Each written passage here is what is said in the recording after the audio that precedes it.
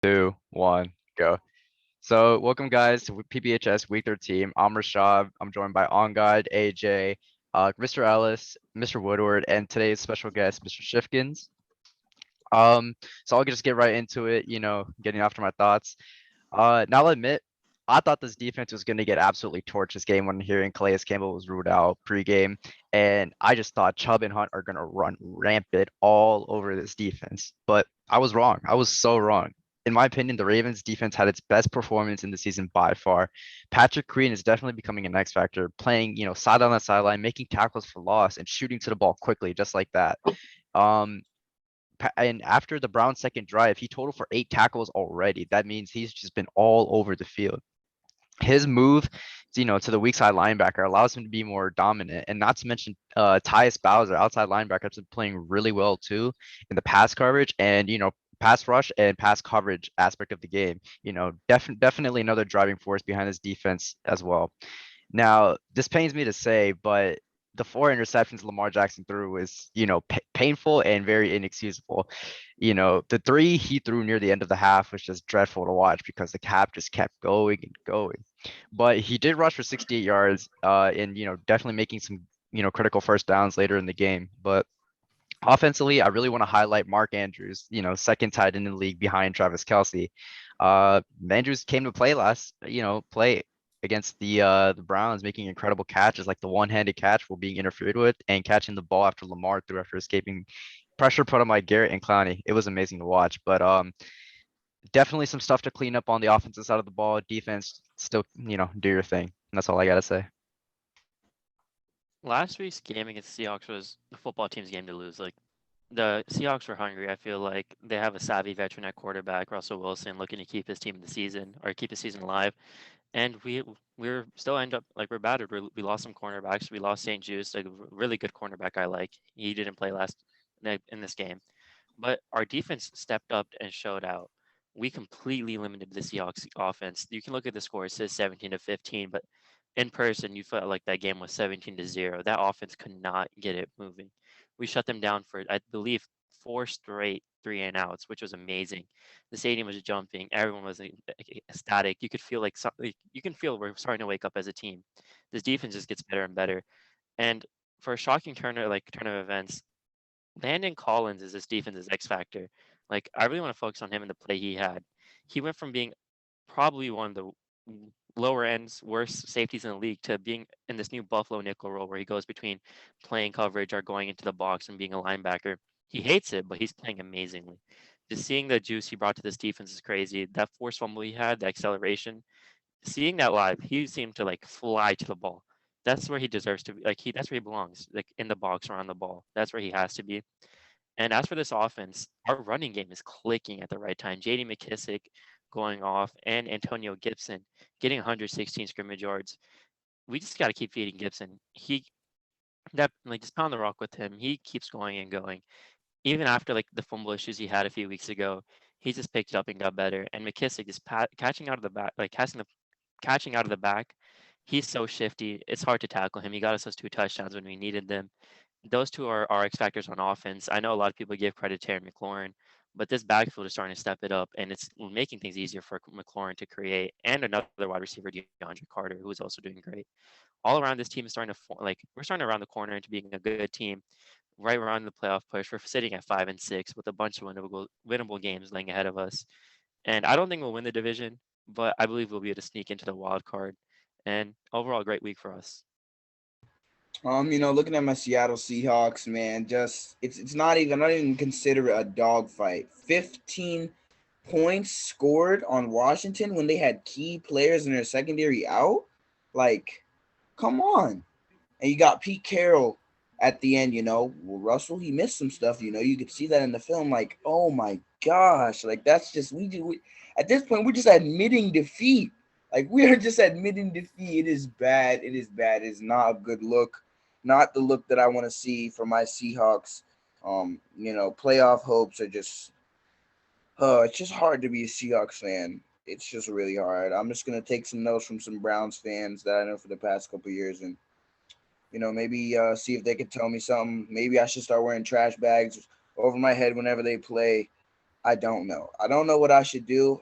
Maybe some superstitions that I should come up with, like maybe not watching the games at all. That'll give him a little bit of good luck. But man, I don't even know, bro. I'm not even know, man. I don't know. AJ, relax, man. It's just a game. It's just a game. Relax. All right. You have to live by your own words, AJ. Come on. Hey, well, I'm a Steelers fan, and I definitely am in some unfamiliar water. That's for sure. I mean, we've been 500 before, but that 500 is a blessing. We probably would have lost to the Seahawks if Wilson were the quarterback. I mean, it was pretty amazing that we even pulled that one out. And so, it's going to be a long season. That's for sure. It's going to be a slog. Not much to look forward to in terms of just a lot of talent. I guess I'm looking for some individual guys to continue to grow and develop. So, I will say, Firemuth is good. Or Harris is money, but there are no holes. There's no place for him to run. I'm not sure the offensive coordinator is terrible. It seems like he just calls some zone block and nobody moves anyone anywhere. So it's ugly. It's definitely ugly. Ben got what he wanted. He got to come back for another year. And so sometimes that's the best medicine. You just give someone what they want, go for it and see what you got. And so maybe he sees what he is now, great player, great career, but he's not there anymore. I will say the highlight for me in end game that I've been watching this year is Cam Hayward. He is a man among boys. If you watch him, I mean, he throws people around, and there's a reason he's getting double teamed the way he is, because he's a man. That's for sure, right? He lays people out. And hey, how about Boswell kicking 60-yarders now, right? And so we do have a field goal game, and so if it comes down to that this week, maybe we'll be in it. Wow, we love it to come to that, but we know.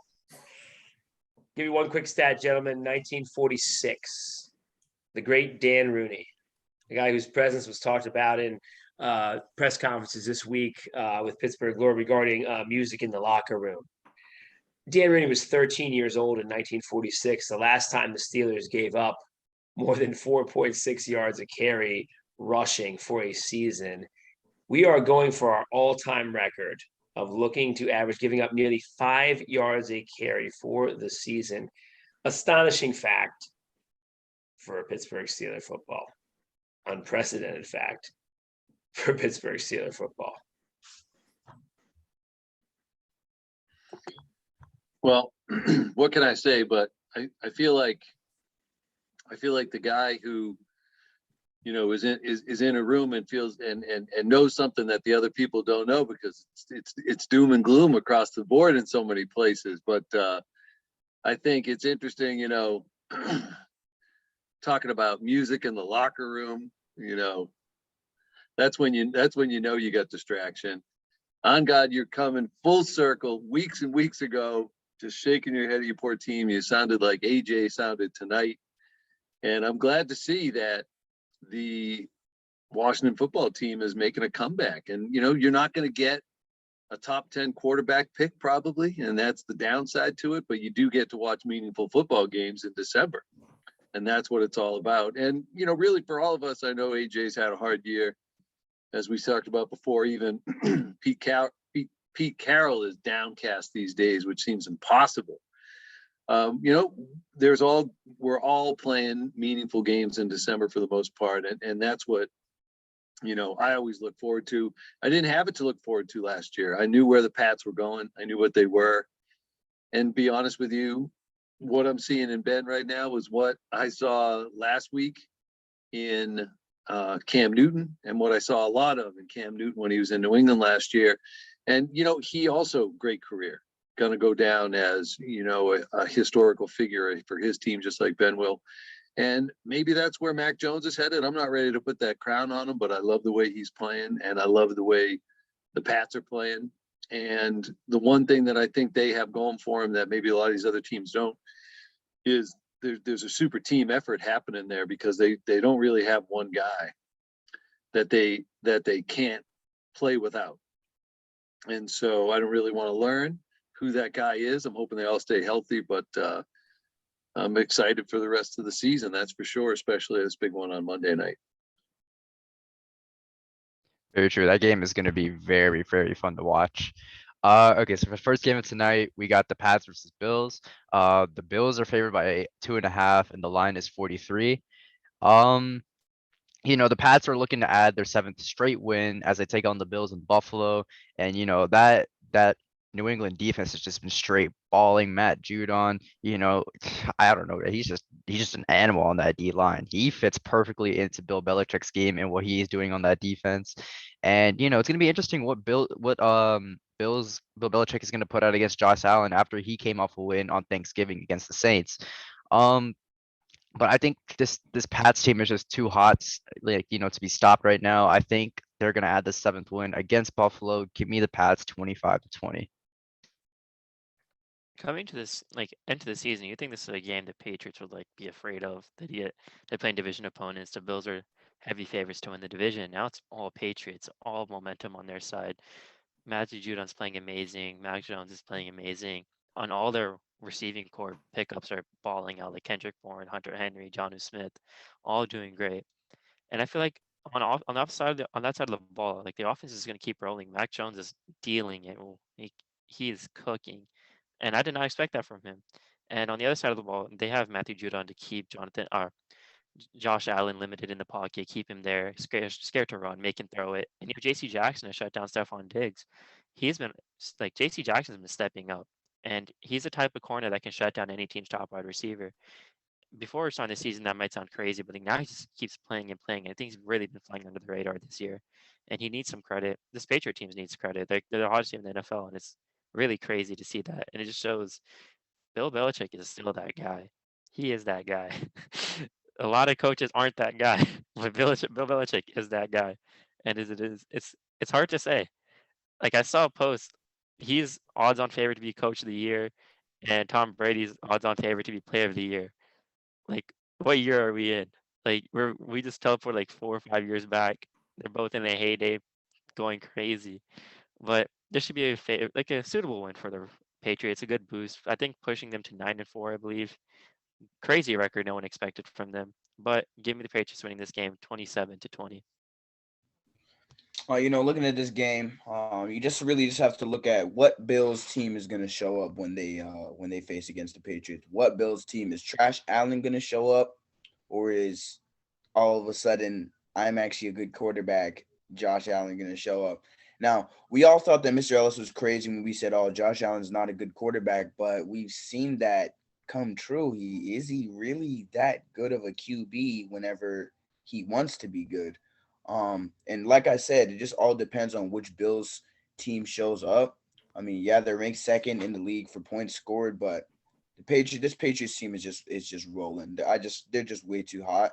I got New England winning this one in a late field goal, 24-27. So I think the defense for the Bills is going to show up. I definitely do. I think they've got their veterans. I think they're going to make it difficult for Jones. I think the Pats are going to go heavy on their run game and just try and pound it. I think it's going to be an ugly game.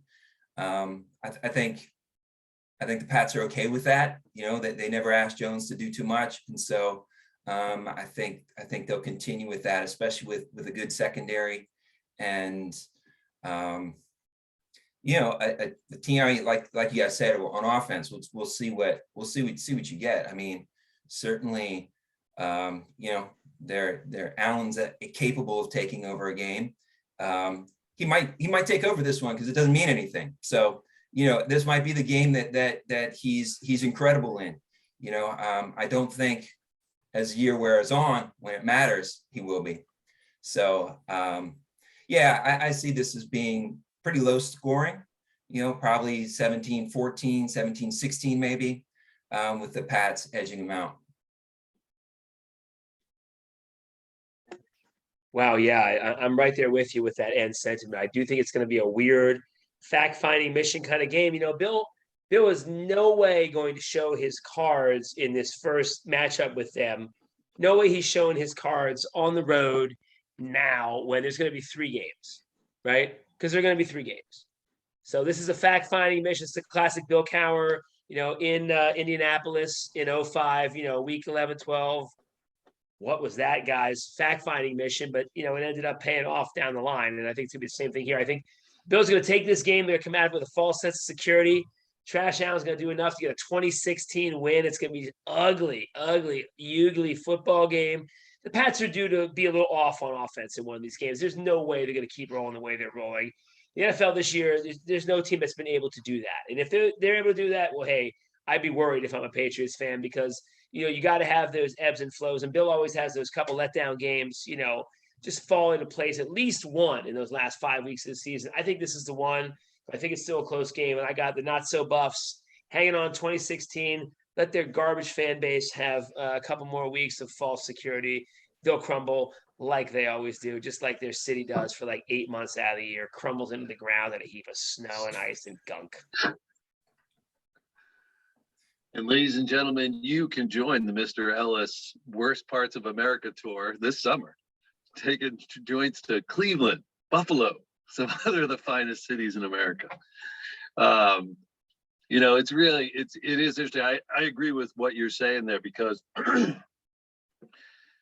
I heard for years from guys I played hockey with, they literally named their fantasy football teams 17-1 just to get under my skin. Because you don't want to run the table. And, I know the Pats have 4 losses now, and they need another one in a way. They need another one so they can wake up and realize that you're not unbeatable. Now, I'm not sure it's going to be this one because I'm going to tell you, last year, the same time of the year, the Pats got absolutely destroyed on Monday night, 38-9, I think it was, against the Bills. And I agree with what you're saying. There's going to be another game right behind this one and maybe a third game they're going to have to play, and you don't want to lay everything out there. And so, I think they will lean on the running game because that's what they have done so well. And that's allowed Mac Jones to be able to make some of the plays he's made because he's got the running game. That's the way it works. And so I'll be interested to see what happens in this one in terms of whether the Pats can turn him over on defense. I think that would be big for them. The Pats been able to get turnovers on defense. And like you said, JC Jackson's been balling all year. He got a pick in the end zone last week on a tip ball from Kyle Van Noy, who just loves to play in New England. He's been a beast since he came back. But interestingly enough, just in terms of the Pats winning this game, over the past 15 years, Belichick is 25-5 against Buffalo. And so, if it's 25-6, they got another shot at him in a couple weeks after a bye. And so, I look forward to that. I'd like to see him sweep them because I would like to win the division. I didn't think it was even a possibility to start. But one thing I definitely think the Pats have to do is I don't like settling for field goals. They settle for an awful lot of field goals. But something I like a lot less than field goals is picks in the red zone, and Mac Jones has not done that.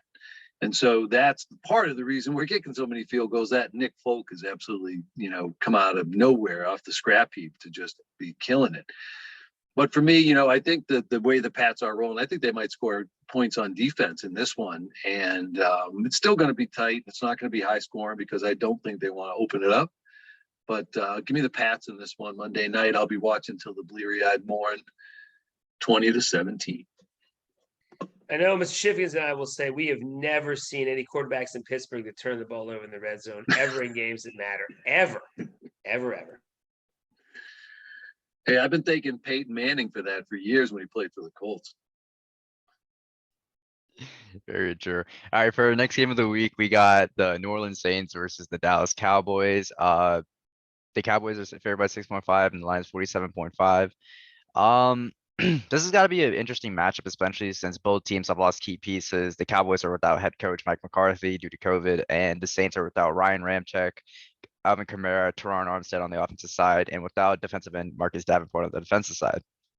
But the Saints gave the go ahead to Taysom Hill at QB, and it's going to be interesting to say the least because he's banged up. But we'll see what the Saints have game plan for Taysom Hill as they continue to make a push for the playoffs.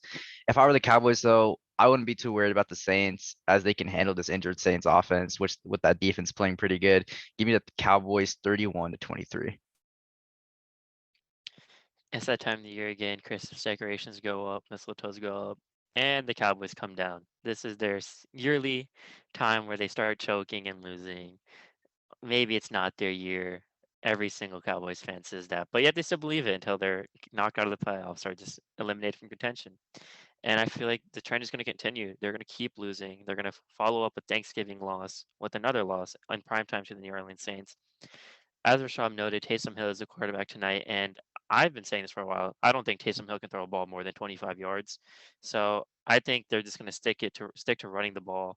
They have Mark Ingram, Alvin Kamara, and Taysom Hill. He can do QB draws. We saw the Cowboys struggle to contain Josh Jacobs last week, or on Thanksgiving, and he gave them troubles on the ground. And I think the Saints will continue to give the Cowboys trouble on the ground. And their defense is slowly underrated, kind of underrated in my opinion. Marshawn Lattimore isn't the best, but he can still perform. And I feel like that should be enough to limit this Cowboys defense. It's obviously not going to stop them. I can see this game be a shootout maybe if this running game shows up for New Orleans. But just because my family's out there, New Orleans are at the game, give me the Saints winning this game 31-20. I looked at this game at Taysom Hill's first start at QB position. He can't run QB draws for the whole game. But this is definitely going to be a game where the Cowboys definitely have to take advantage of Taysom Hill being under center. They definitely have to take advantage. I don't know why I stuttered like 5 times, but anyway, they definitely have to take advantage of him being the starting quarterback.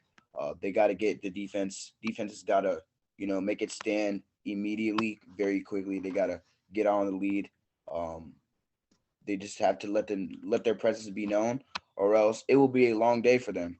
Like I just said about the Bills, it all depends on who shows up, who's hungry, who's ready to go head to head, and who really really wants it at the end of the day. But I just feel that Hill being under center, I just don't see that going well. I see the Cowboys taking this one 27-21. So I think this is going to be a get right game for Dallas. I think they got people healthy. Their receiving core they can be dominant, and they were at the beginning of the year, and they've been nicked up. Guys have been out, and so I think Lamb can be pretty special.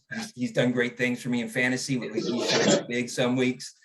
Cooper, and they can sling it around. I think if it's not this week, I think it's coming in another week or two. I don't think they're going to do anything in the playoffs really, but I think they're going to knock out some wins, and they're going to put up big points like they were early in the year. And I think McCarthy being out might be a good thing. What the hell does McCarthy do? Come on. So I'm looking for them. And I mean Saints. I like the Saints, but they're just. It's been a rough year for the Saints. I mean, they've been trying to work through some stuff, and I don't think it's going to get any better for them tonight.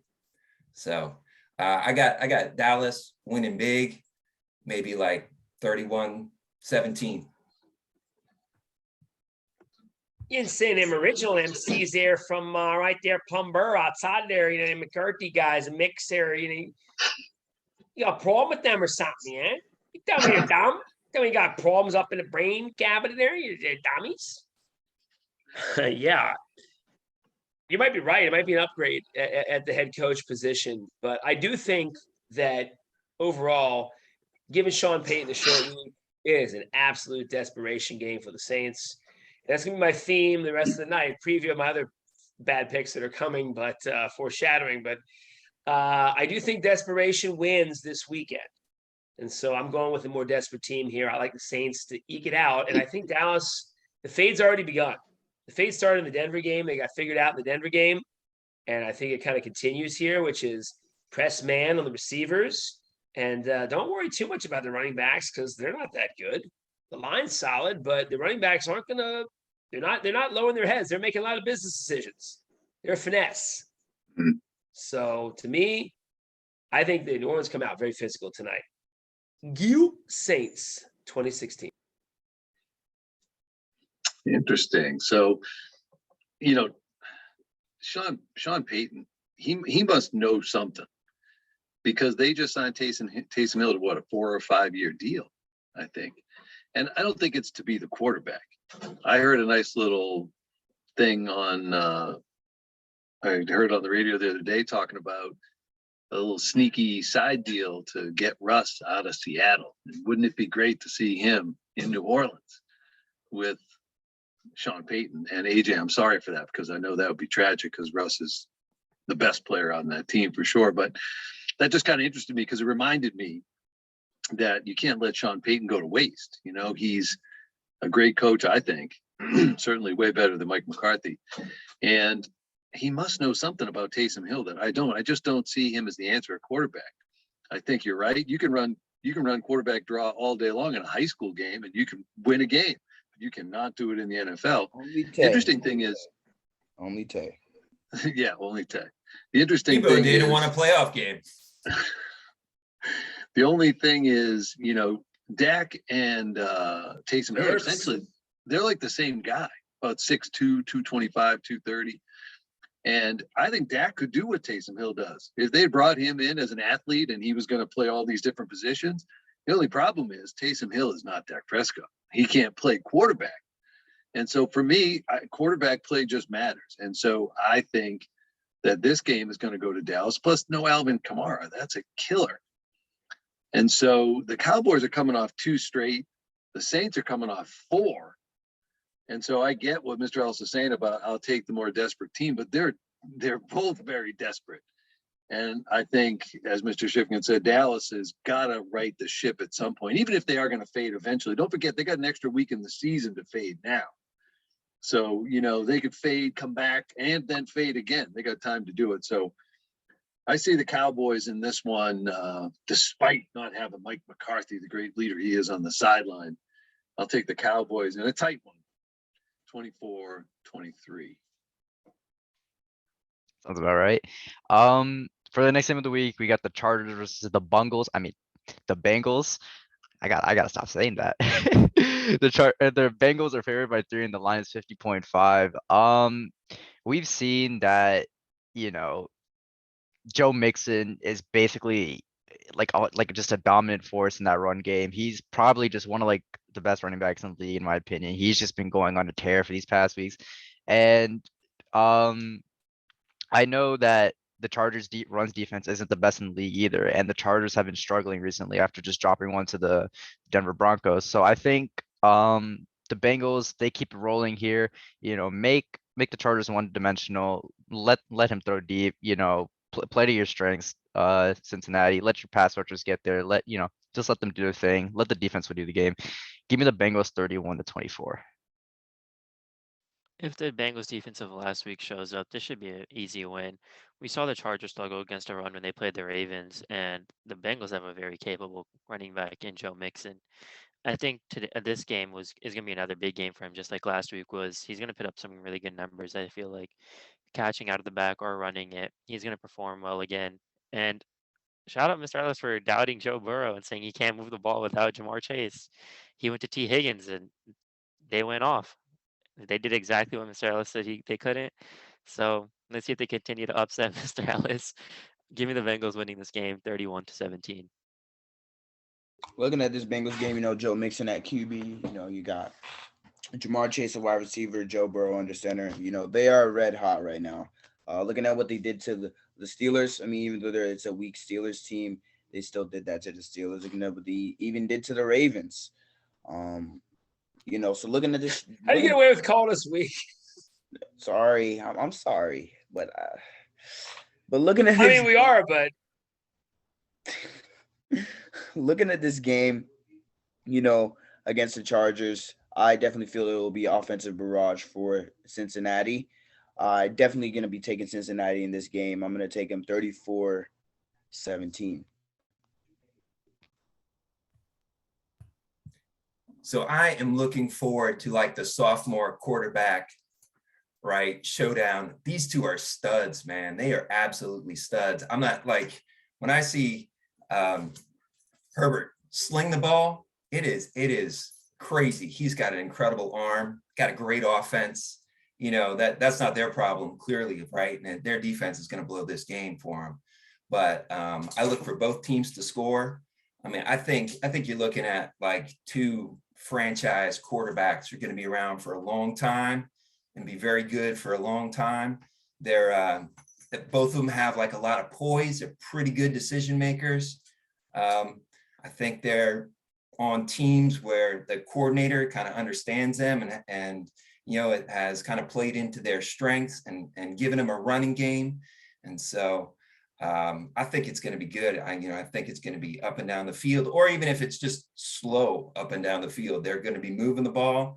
And so, I do think the Bengals win it in the end with their defense. I think the Bengals did a lot to kind of like the Bills. They brought in a lot of veterans with young players, and they got their defense in shape this year, right? And so, but both teams will put up points. I don't know. It'll be a shootout. It'll be like 31-34. I think it's going to be pretty high scoring with the Bengals winning it. Whew, boy. After that ultimate bungle in the jungle last week, I probably should be a believer, right? But I feel like we played so poorly in that game and executed so poorly in that game. And I've watched every Bengals game this year, and they're not as good as they showed in that game or the Ravens game. And they're not as bad as they showed in their losses to the Jets and their loss to the Clowns. So it's somewhere in the middle. But I also feel like offensively, the Chargers are a more consistent team. I'm going to give them a slight edge in holding on in this game because their defense has been coming on of late. But boy, I mean, you look at them losing to Denver last week, like how? Am I crazy to be picking them to win this game against Cincinnati? But they had a letdown after the first time they played us. They had a letdown after they played the Ravens. They're going to have a letdown here. And I think the Chargers hang on. But I may have some regrets here soon about my bungalow predictions. I got 34-31 going Chargers way. I got cross-eyed Mary here going back and forth on these scores, folks, and I like what I'm hearing. I can't say I disagree with any of it. I mean, these two teams are definitely up and coming. There's no doubt about it. Great quarterbacks.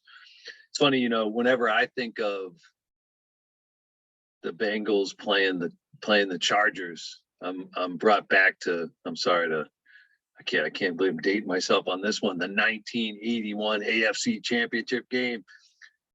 Dan Fouts and Kellen Winslow, these guys came in from San Diego and they were phenomenal. But the Bengals somehow hosted that game. They had a better record, and it was absolutely freezing. You'll see when you go on the Mr. Ellis summer tour through these places, but it was absolutely brutal. It was like playing on concrete because it was old school turf. And the San Diego players couldn't wait to get the heck out of there. So that game was over before it started. But in this one, none of those things are going to be in place, but I couldn't help thinking about the Freezer Bowl, as they called it, because, of course, the Bengals lost the Super Bowl. So Joe Mixon's a key, no doubt about it.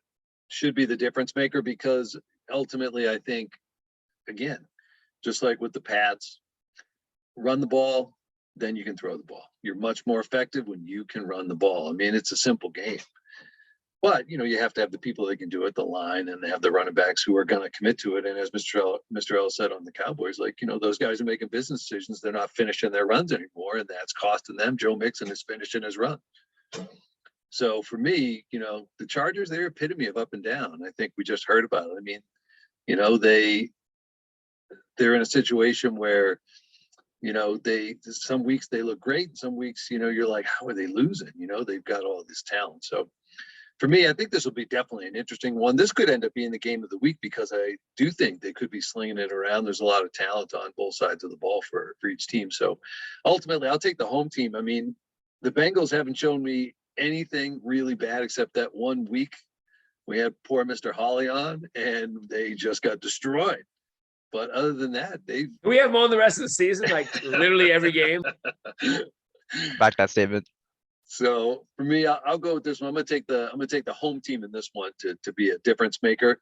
No coverage for the Bungles, of course, but I'll take them in this one in the 1 point matchup, 31-30 for the Bengals. Yeah, Mr. Holly is always welcome on the show. If you're watching this, Mr. Holly, you're always welcome. You can come on every week. It would be nice if you did. Okay, for the next game of the week, we got the Steelers versus the Ravens. Ravens are favored by 4, and the line is 44.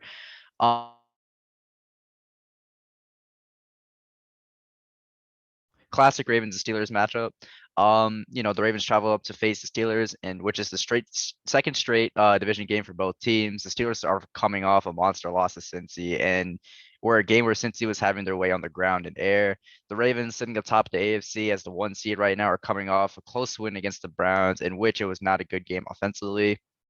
Knowing how most of these Ravens games start, they can't let they cannot let come back and play from behind, against a divisional opponent, which like the Steelers. And then if the Steelers want to win this game, they need to take advantage of Baltimore's flaws on offense and defense, is just straight up attack it. While Baltimore's D did have a strong showing against Cleveland, it's still a unit that ranks bottom 5 in pass coverage, for example. And if the Ravens want to win, plain and simple, y'all got to start fast, become potent in the run game so the passing game can open up.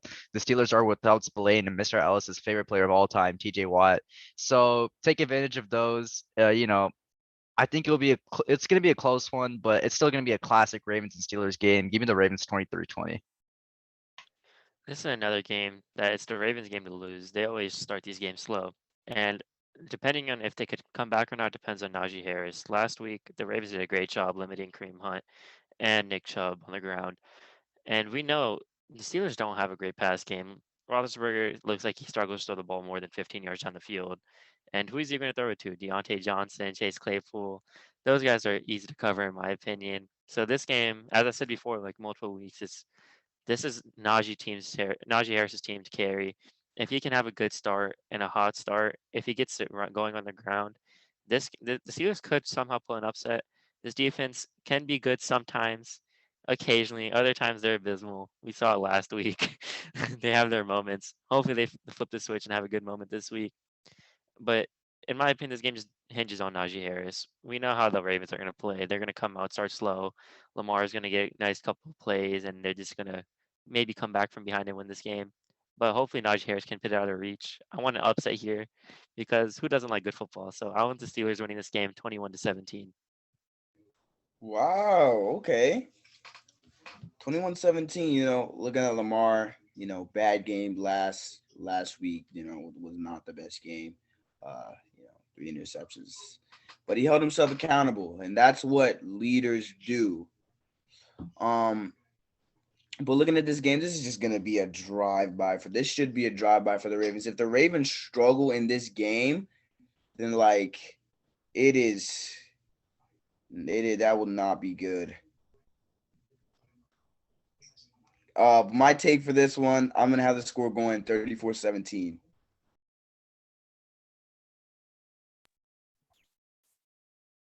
AJ, you just said it's going to be a drive-by. That's brutal. That is brutal, brother. He might drop it too. He's out. That is hysterical. Hey, it's like Tom Petty says.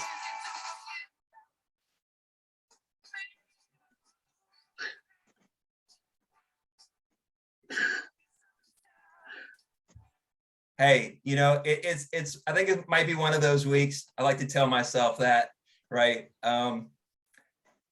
Pittsburgh's bad. I don't think we're as bad as we were last week. We're a little bit better than that. We're not a good team, I don't think, and we don't have a lot of talent. Like in years past, I've seen a lot of talent. I just don't see the talent there. I don't think they're particularly well coached. I think they will be motivated this week. I think Tomlin's a very good motivator. And I think he will have them playing hard. I don't know if they'll play well. I think they will play very hard. And so I think,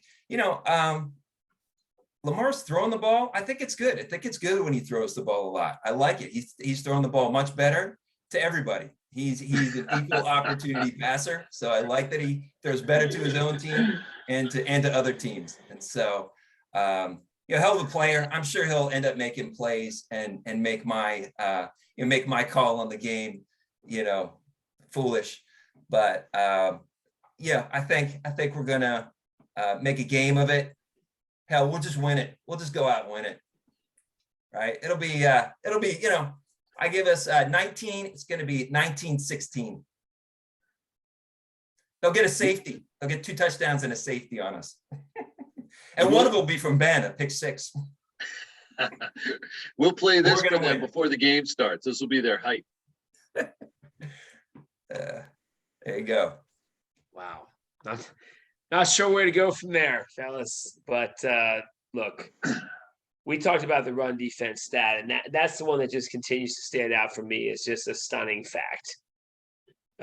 I'll say this: the last time that we were blown out in 2 straight weeks, giving up 40+ points, was almost as long as the 5 years old I was when Mr. Woodward made that reference. Before I sat with my grandfather, who was like drinking 90 beers on the couch, yelling at the Steelers. But no, look, if he were alive today, he'd be having 190 yelling at the Steelers in this game on Sunday, because it's going to be brutal, fellas. I mean, look, we can't stop the run. It doesn't matter what the other teams are doing. The Cleveland game, like, we found a way to stop the run. It was like, it gave us some false hope, I think. But when you look at this team, you think that we miss certain guys out there that you never thought we'd miss. And I know, Bishop, you're with me on this when I say this, but Vince Williams, man, Vinny Vidovic, boy, do we miss him out there. And if there's any way, Vinny, we could bring you back, man. The hook can bring you back, man. We got it right here on that. You can't rely, man. I'll play that solo note for note here if you come back, But the reality is, man, we don't have you out there. And now Spillane is in the COVID protocol. And TJ, I hear, is just as smart as Aaron Rodgers as far as being some of the smartest people to ever walk the earth, a.k.a. why he won't be playing. It's a Wisconsin on thing, I think. Sunday, even though he didn't test positive. Yeah, it must be a Wisconsin thing. Exactly. Even though he didn't test positive, he's still somehow not playing. So that makes me, just wonder. But he's smarter than me, apparently. But that said, the Steelers organization is not smarter than any of us, because they just paid this guy $30 million a year for the next couple of years. This will now be his 4th full game missed, and really his 4.75 game missed. And when you look at the team right now and the way they've played, when he has been healthy, it's been good. But as I said before we re-signed this disgusting contract, and yeah, that's the focus of my conversation here. We're talking about Steelers Ravens, this great rivalry, all these things. Look at the great stats, Tomlin and Harbaugh 1 game apart, just incredible stats, playing each other, a great rivalry. But it's important to bring up, because it's one thing that no one in Pittsburgh is mentioning. One of the big scars on this team this year is this TJ Watt contract. And don't tell me that the lack of effort in the locker room is not partially a part of that. Don't tell me that some of the decisions that he makes off the field, particularly in the last 2 weeks, go back and look at the news. Don't tell me that some of the decisions he made the last 2 weeks in the news outside of football are not a factor in the motivation level of the players on this field. And I'll say it 3 times. Go back and look through the notes, through the tea leaves, and you'll see. But I'll just say this, ladies and gentlemen.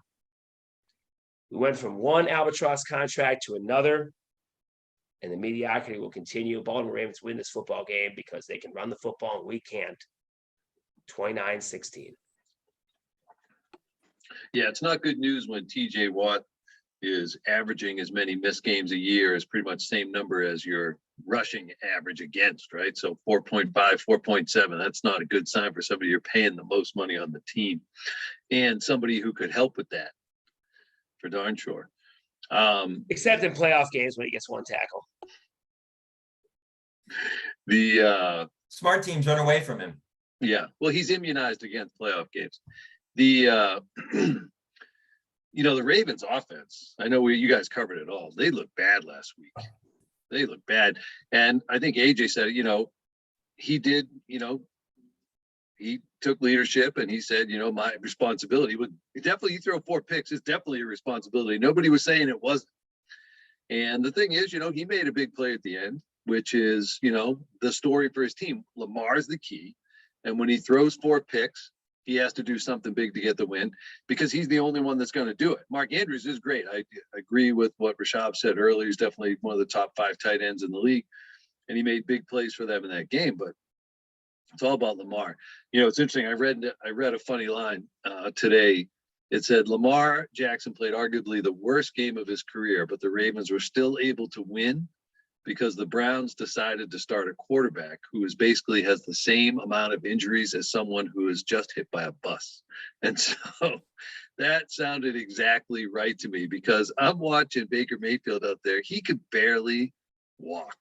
It reminded me of Byron Leftwich in college being carried down the field at Marshall University, but unfortunately he was not playing against whatever team Marshall was playing that day, and he got pounded last week. So he also had guys dropping balls all over the place at the end of that game. True. So for me in this one, I would like to see the Steelers rise up because great rivalries need both teams winning, and at home, I would love to see it. Just a football fan in me. Plus, if the Ravens lose the game and the Patriots continue to win, we move up in the seeding. But I'm mostly about the football. So in this one right here, I think ultimately quarterback play is the most important thing. And Lamar, remember, we talked about it. The man is sick every other week. Last week, he was just coming off an illness. As far as I've read so far this week, he's healthy. They got him living in a bubble or something. So healthy Lamar, maybe just 2 picks. For me, that's going to be enough. Ravens 20, Steelers 13. Sorry, Chief. Hey, it's all right. I know it was a bad call. I'm going to stand by it. Never a bad call to go with the home team, man. That's right. Homa. Evan, stick with your guns. Stick with your guns. I respect it. All right. So for the next game of the week, we got the 49ers, which is AJ Seahawks. 49ers are favored by 3.5. And the line is 46.5. Seahawks welcome the 49ers as another divisional matchup is going to take place. And for the Seahawks, the season is pretty much over after that loss to Washington. Let's be real here. Even after signing AP, I firmly believe that this team won't be able to make anything happen, especially matching up with this red hot 49ers team. Wide receiver DK Metcalf was only held to 1 catch, while Lockett had a solid 96 yards through 3 catches.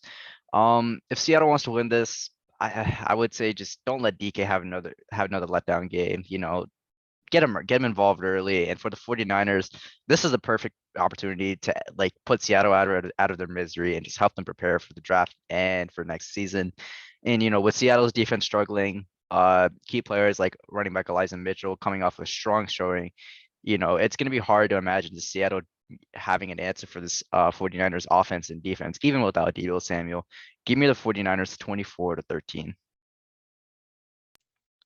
As Rashad noted, DK Metcalf didn't do much. He had 1 catch at the final drive of the game, and Tyler Lockett's numbers may seem special, but 2 of those plays were followed up with 1 being a forced fumble, 1 a punt. So it just shows the inconsistency of this offense. They can get big plays, but they always followed up with disaster.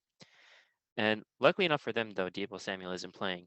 We were able to hurt the Seahawks a lot on a bunch of end arounds and swing passes to our wide receivers. And if Deebo Samuel was playing, he'd have a field day against them. But luckily they're not. Well, Elijah Mitchell did come back last week and he performed as he did before. He was great. He was a focal point of this offense, and I think he would do the same thing again this week.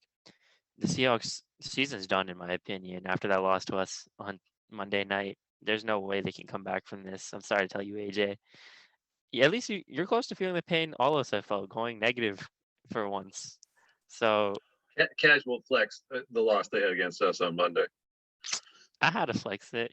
Kendall Fuller coming up clutch, showed that veteran savvy on the interception, the 2-point conversion. Shut down their 2 best wide receivers. McLaurin showing he's a better 3rd-year receiver. Just some casual flexes, Just putting into some disputes. Terry McLaurin over DK Metcalf, you know how it is. Give me the 49ers winning this game 28-20. Whoa. Looking at Seattle, I'm actually never been a Seattle fan. I've actually never heard of them before. I'm actually a Patriots fan. I'm actually been a Patriots fan for a very long time. You know, go Malcolm Butler. Welcome to the bandwagon. It Thank sounds you. like it's Thank you. 2016 again. People are jumping on the Patriots bandwagon. You know, the Patriots is an amazing team. I know we're not talking about the Patriots, but you know, like who is Seattle? Like Russell Wilson coming off a finger injury, like he was supposed to lead the team back to victories, but he just led the team to 3 losses. I mean, what is Seattle's future? What is Seattle going to look like next year? And yes, our why am I saying our Seattle's playoff whatever you want to call it is just over after dropping that game to Washington when that was the game that let's see if Seattle still got it. Let's see if they have even a little bit of let's see if Seattle still has a little bit of hope that they have to maybe try and make an attempt to turn around this season. But no, we struggled against Washington. They picked us apart piece by piece, and not our coach, the oldest coach in the NFL, Pete Carroll, who seems to never be mad about anything, literally accepted, yeah, he watched the film, he was struggling. But in this game, Red Hot 49ers, man, I'm taking the 49ers because who are the Seahawks? Never heard of them in my life. Who is Seattle? I'm taking the 49ers win this game 24-21. Hey, how did the line on this game get to be what 45.5? Like, was that the line on this game? Yeah. Who's scoring those points? I just don't know how that's happening. Right. I'll take the under on that. Yeah, I mean, Seattle, they're like falling back into the anonymity that they existed in for years and years. That team from the Northwest are like, who's that? Like, I mean, look, I mean, I don't think they got an offensive identity. I think for a long time they were like a run heavy team, and they knew what they were. Run heavy. Wilson could do his thing. They don't have a running game. I think that hurts them a lot. And I mean, I don't know what exactly happened with Wilson's finger. His throws didn't look real good the other day either. And so, I think there's a little bit more going on there. So, I mean, it smells like trouble. I don't think the 12th man is going to bail him out of this one up there in Seattle. That's for sure. So, on the flip side, the Niners, Shanahan's got his system and it's good. I don't think maybe even made the right choice in the draft earlier this year. Who knows, right? We'll see. He hasn't even had to play that card. It hasn't been forced on him this year. That's pretty incredible that, he's ridden Garoppolo all year when there's probably a lot of murmuring about, when's the new kid going to start? And so it's, I think he's got a system, and I think they're going to be good for a number of years, especially if they get a better quarterback in there. So anyways, I see the 49ers taking this game too. It might be close. Wilson made it close against Washington, and so he's got some big playmakers. He can sling the ball. He'll come up with some crazy play and he'll keep them in it, but they're not going to win. I say it's going to be 2017, maybe 24-17 Niners. These division games are always weird, especially in the NFC West, where just anything goes out there in the Wild Wild West. I look at this and I think, Wild Wild West, Cool Mo D, Wild Wild West. Yeah, well, the guy that ain't Cool Mo D is that guy in Pittsburgh who says "daggum, daggum, daggum" all the time, and his name is Keith Butler, our defensive coordinator, who absolutely stinks. And he was once a linebacker for the Seattle Seahawks out there with all those great Seattle defenses of the early 80s. But hey, man, easy like Sunday afternoon against the Bungles, right? No scheme, nothing, right? Yeah. So that's pretty much what Seattle's defenses looked like lately. I mean, they don't always give up the points, AJ, but they allow the ball to be possessed against them, much like the Steelers do. And that's not good against the San Francisco offense that, matriculates the ball down the field. And even though I want to pick Seattle in the upset here, you think this is a Niners game to win, but I'm going to pick Seattle in the upset here. And I'm going to do it because I just feel like this season's been so weird, and it's time for something weird to happen. And AJ sat here and called out my team who beat his team. My lousy team beat his lousy team. So if I can jinx his lousy team tonight, I'm ready for it. So I'm taking Seattle. For the third time tonight, I'm calling this exact score of 20-16. That would be amazing. That would be the bigger upset, is if that many games ended up 20-16, which is an odd number, right?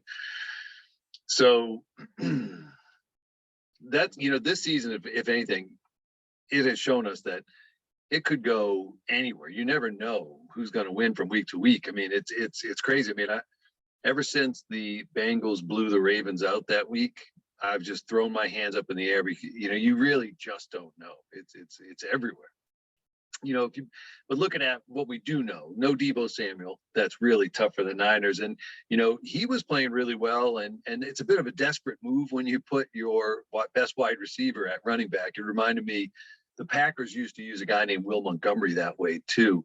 And, you get sort of the best of both worlds, and the football team's actually doing that with Antonio Gibson, right? I think he was a wide receiver. They turned him to a running back, but he's just going to be a running back. And that might be the reason he's fumbling. He's not used to getting hit that same way. But not having Deebo Samuel is going to be tough.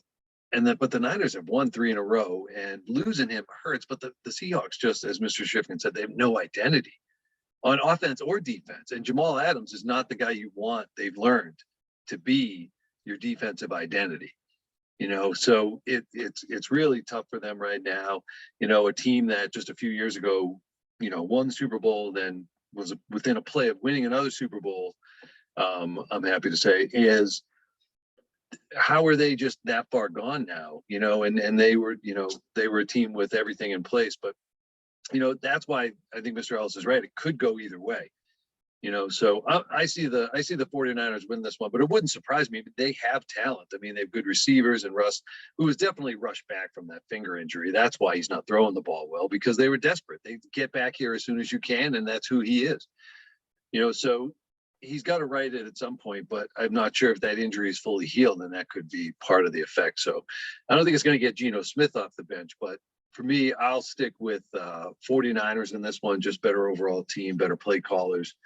And tough place to play on the road for sure. But that 12th man, as Mr. Shifkins mentioned, is he's not going to be coming on the field, and they could probably use a 12th man.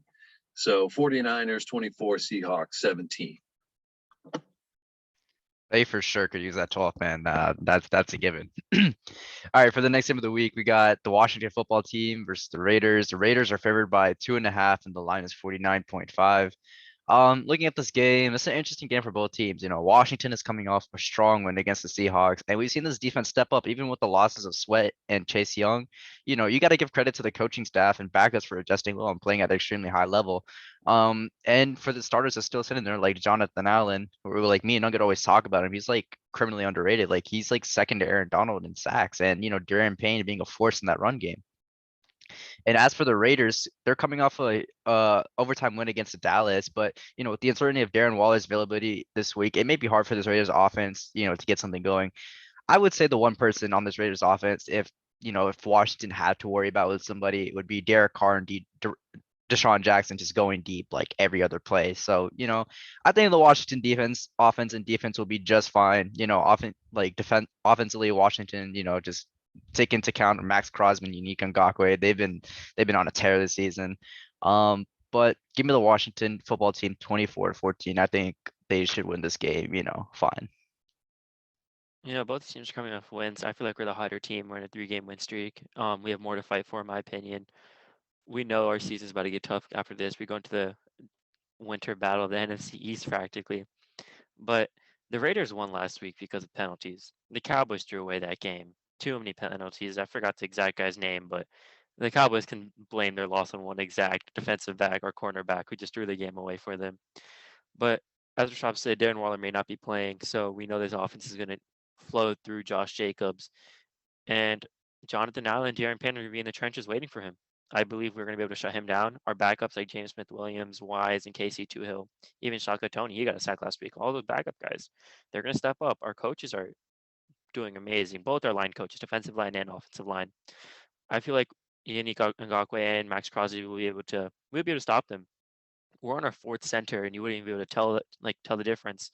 And we're on our second string right guard, I believe, and everyone's just next man up. And our coaches are just executing amazingly.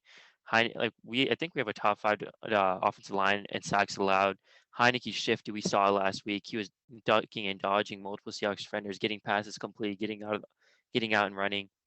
He's shifty, and I feel like he would have dodged Max Crosby and Nico Ngakwe, caused some trouble. And last week we saw Curtis Samuel and Logan Thomas both returned.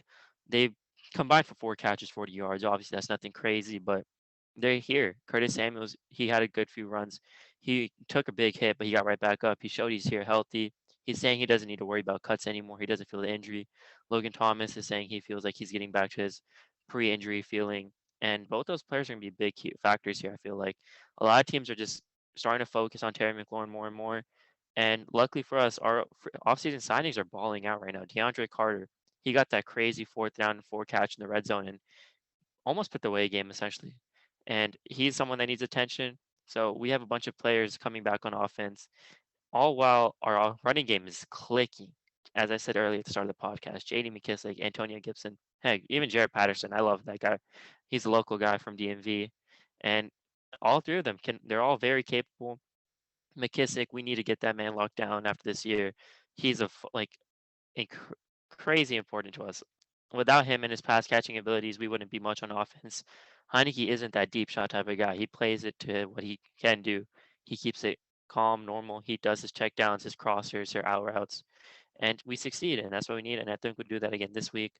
And I see us taking this 4-game win streak into the battle of the NFC East, where we play 5 straight division games and play the Cowboys next week with some, I feel like, extra pep in our step. 4 wins in a row. I'm feeling good about the end of the season, this final stretch. So give me Washington winning this game, 27, which has been our magic number, to 20. This offense is going to show up. Both teams, both coming off of very impressive wins. You got the Raiders beating, the Ravens, and you got Washington beating Seattle.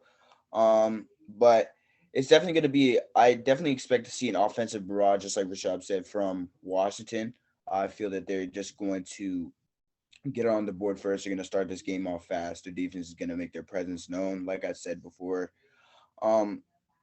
But then looking at this, I don't want to count out the Raiders because they have surprised us on many occasions. So this is going to be a good game. But I want to say, give me the Raiders, 20-16.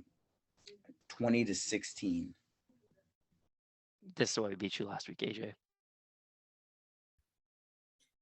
So I had no idea Derek Carr. I saw a headline where he's like up for MVPs, like has like the most yards per game, 310, something like that, yards per game. When did that happen? Like, talk about a weird season. I love Scott Turner, man. I think he is a hell of an offensive coordinator. He spreads the ball around. He keeps, he schemes guys open. He's got, Heineke on his way to, getting an endorsement from Heineken. Come on, like that's impressive. That is impressive. I think one of the things that I find interesting about this game is the passing defense. I think will be tested for Washington, and so I don't know that they have been in the last 2 weeks, and so I think that'll be a real test for them. I think this game is going to come down to Heineke just being okay. I think he'll be good, but I don't think he'll be great. I think Raiders got a really good pass rush, and I think they make it difficult for him. Difficult enough that his arm strength and maybe those skills don't show. He's always elusive, but I don't think he'll make maybe some of those exceptional plays that he'll need to make throwing the ball.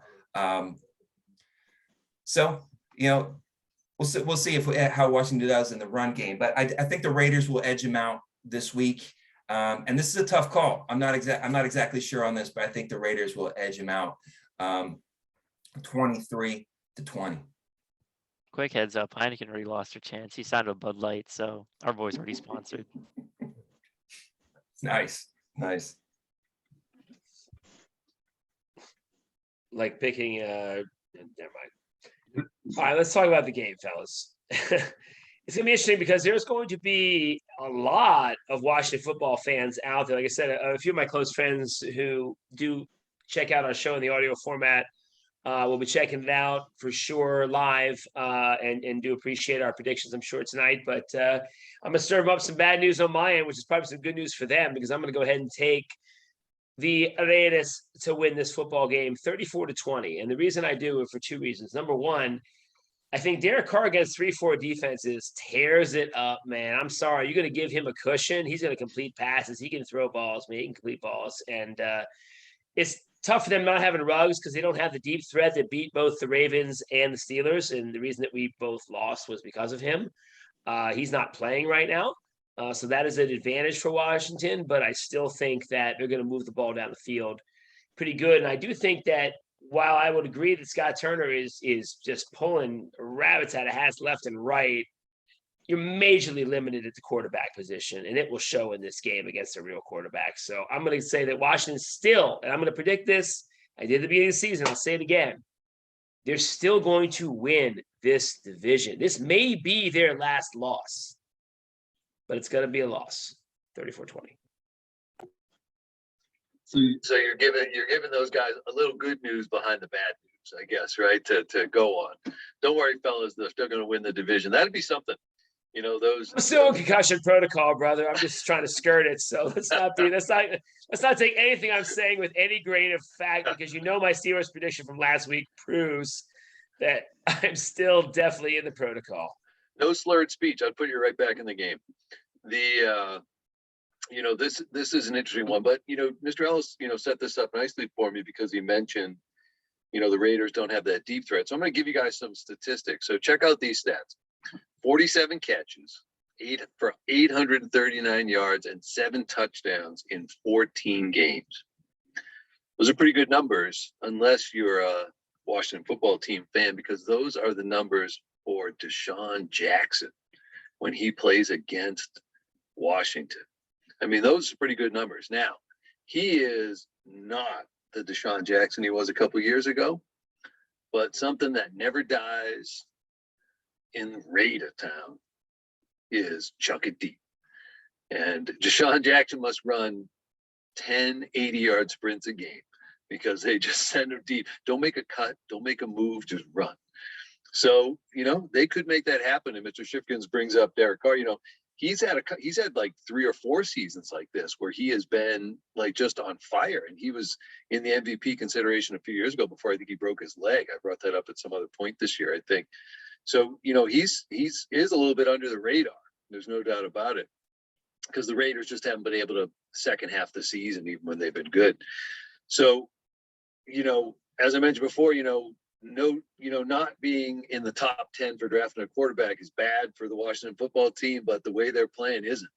And so 3 straight wins, gutty wins where, they have had to find a way to make a defensive stop or, score points.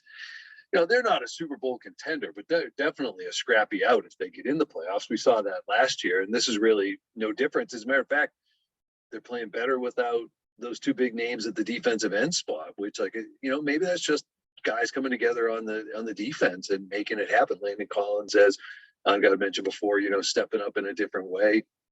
The defensive line guys are just killing it. So for me, the Raiders surprised early, and I know that they had that big win on Thanksgiving, but that is not the way they've been playing lately.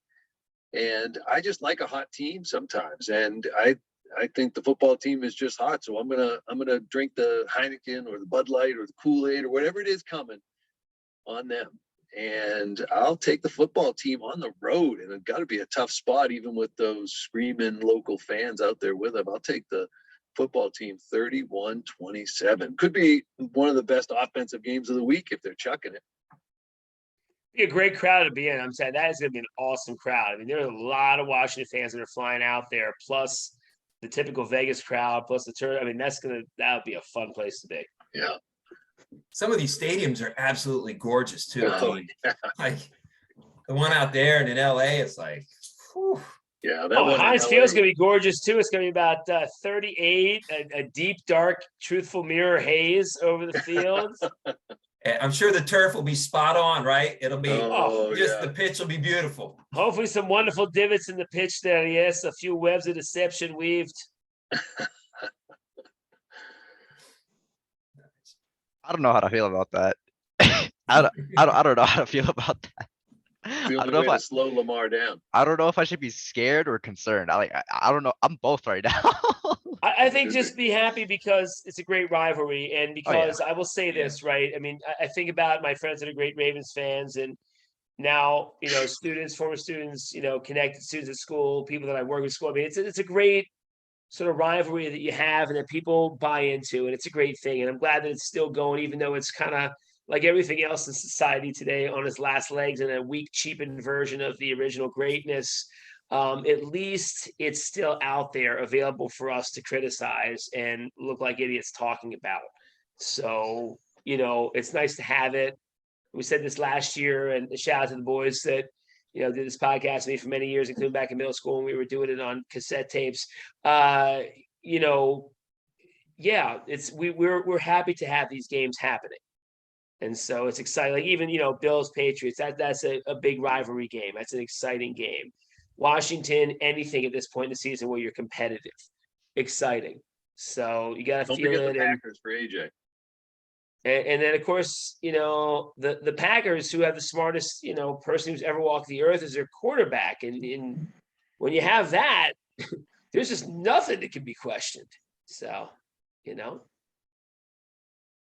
Yeah, no, that's true. You just got to appreciate, the rivalries we got, and especially for, the NFL for putting up a good season last year with COVID, and dealing with, being good with COVID this year as well. I mean, it's many people thought it'd turn out bad last year, but look how it turned out. It was actually like a nice controlled season, and now the season's just even better. So I mean, we gotta just like thank the NFL for like handling it well, having good protocols, and just having the right things set in place for us to have a good season.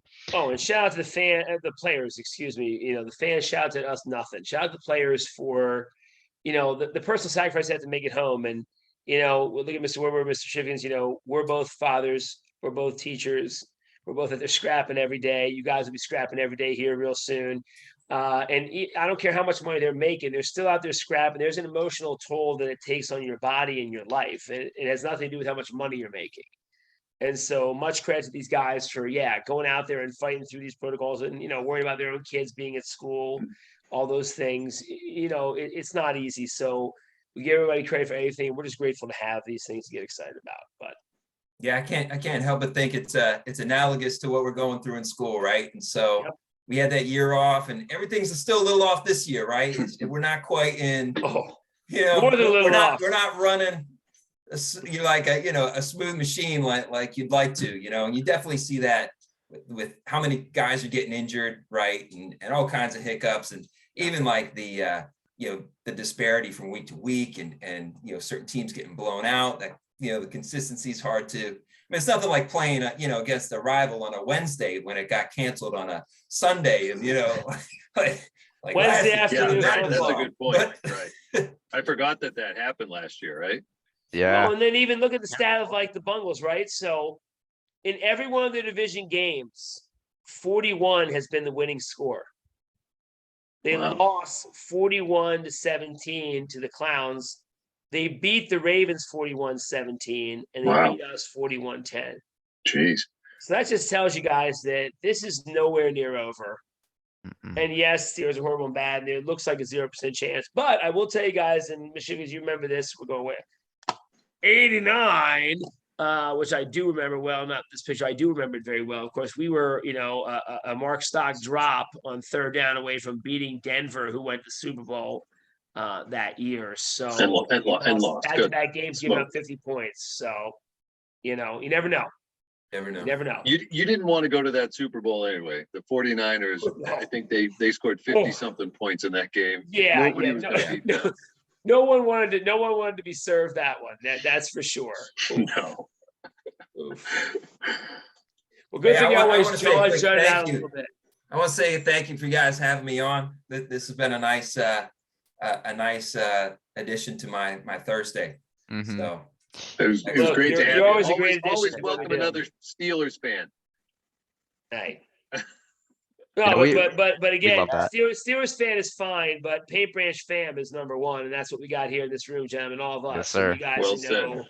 know, represent this building. You guys have represented the tradition of this building as students and as people, and we respect it greatly. And of course, I have tremendous respect for these two gentlemen, Mr. Shifkins and Mr. Woodward, who've shown me the way since I've joined the building here in these last few years. But man, just learning from you all has been great, but also as you guys as fathers. So it's been appreciative and appreciate it much. So Yeah. gentlemen, let's enjoy this Sunday. And most of all, we got one day. So let's get through the one day.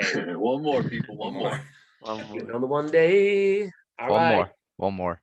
But yeah, Yes. it's been a great week, guys. Thanks for watching. Week 13 is about to be a wild one. Once again, thank you for Mr. Shifkins for coming onto the show and talking football with us. It's always appreciated. I've been Rashad. It was On God, AJ, Mr. Ellis, Mr. Wood, and lastly but not least, Mr. Shifkins. Thank you guys for watching so much. We'll see you again next week for week 14. Peace out.